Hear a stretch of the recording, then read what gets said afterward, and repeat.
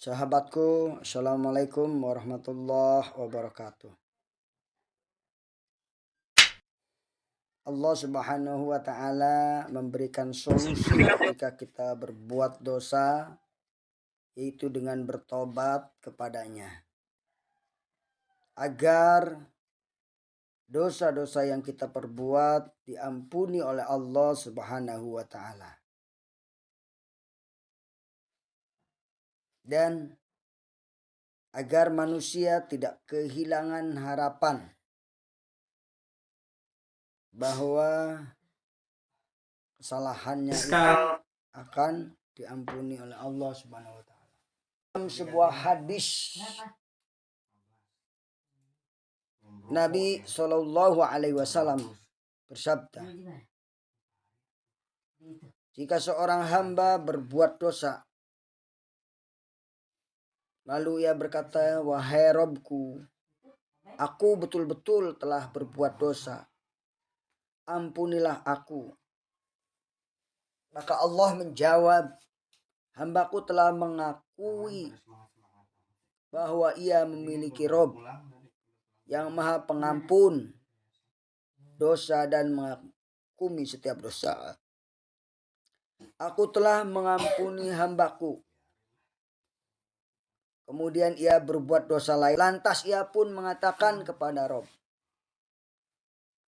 wahai Robku, aku betul-betul telah berbuat dosa lainnya, ampunilah aku. Robnya menjawab, hambaku telah mengetahui bahwa ia memiliki Rob yang maha pengampun, yang maha mengampuni dosa dan menghukumi setiap dosa. Aku telah mengampuni hambaku, lakukan sesukamu. Selama engkau berbuat dosa lalu bertobat, maka Allah akan mengampunimu. Kemudian ia pun melakukan dosa lain yang ketiga atau yang keempat. Astaghfirullahaladzim. Seorang ulama mengatakan bahwa istighfar tanpa tobat pun dapat melebur dosa. Karena istighfar yang disertai dengan tobat itulah yang ada pada orang yang ingin bertobat. Sedangkan istighfar yang tidak disertai dengan tobat, maka ia akan didapati pada sebagian orang yang beristighfar, di mana beristighfar mereka di dalamnya terdapat rasa takut kepada Allah Subhanahu wa taala. Ada pula rasa ingin kembalinya. Inilah yang dapat menggugurkan dosa-dosa. Sebagaimana masalah ini dapat dilihat pada hadis bitokoh, orang yang memiliki kartu la ilaha illallah. Kartu tersebut ternyata lebih berat dari dosa-dosanya yang begitu banyak. Ini semua karena ia memiliki sidiq, sifat selalu ingin, selalu membenarkan dan ikhlas hingga menghapuskan dosa-dosa yang ada. Begitu pula dosa seorang pezina yang ia memberikan minuman pada seekor anjing karena di dalam hatinya ada iman, dan masih banyak contoh lainnya. Sehingga jangan pernah berdosa. Sehingga jangan pernah berbosan untuk terus beristighfar setiap harinya. Sebagaimana contoh Nabi Muhammad SAW, demi Allah aku sungguh beristighfar pada Allah dan bertobat kepadanya dalam sehari lebih dari 70 kali. Hadis riwayat Bukhari. Astaghfirullahaladzim. Astaghfirullahaladzim. Astaghfirullahaladzim. Astaghfirullahaladzim. Astaghfirullahaladzim. Astaghfirullahaladzim. Astaghfirullahaladzim. Astaghfirullahaladzim. Astaghfirullahaladzim. Astaghfirullahaladzim.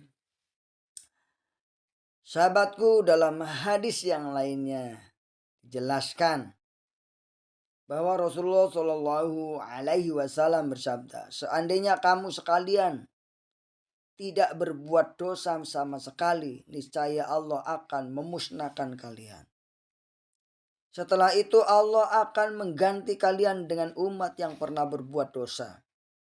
Kemudian mereka akan memohon ampun kepada Allah, beristighfar kepada Allah, dan Allah pun pasti akan mengampuni mereka. Hadis riwayat Muslim. Nomor hadis riwayat Muslim nomor 2749.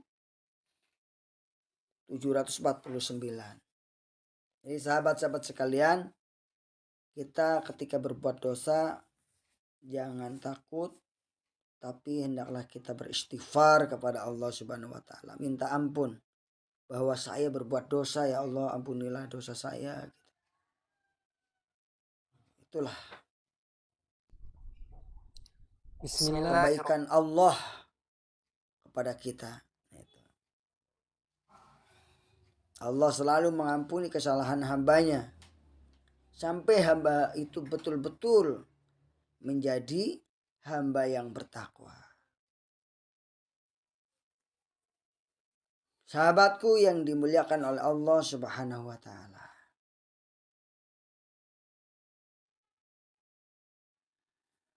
Ada sebuah nasihat, bekerjalah lebih giat lagi, berdoalah lebih khusyuk lagi, bersabarlah lebih luas lagi, istighfarlah lebih sering lagi. Allah pasti memudahkan segala urusan. Amin ya rabbal alamin. Jadi kalau kita ingin mendapatkan ampunan Allah, banyak-banyak beristighfar. Dengan istighfar, dosa kita akan dilebur, akan dimudahkan oleh Allah Subhanahu wa taala. Hati jika kita banyak-banyak beristighfar. Dengan banyak beristighfar, hati kita pun akan menjadi lembut. Sehingga insya Allah lambat laun kita menjadi orang yang taat kepada Allah Subhanahu wa taala. Beristighfarlah minimal dalam sehari 70 kali sebagaimana Rasulullah Shallallahu Alaihi Wasallam. Dan kita sebagai umatnya, kita hendaknya mengikuti jejak dan langkah Rasulullah Shallallahu Alaihi Wasallam.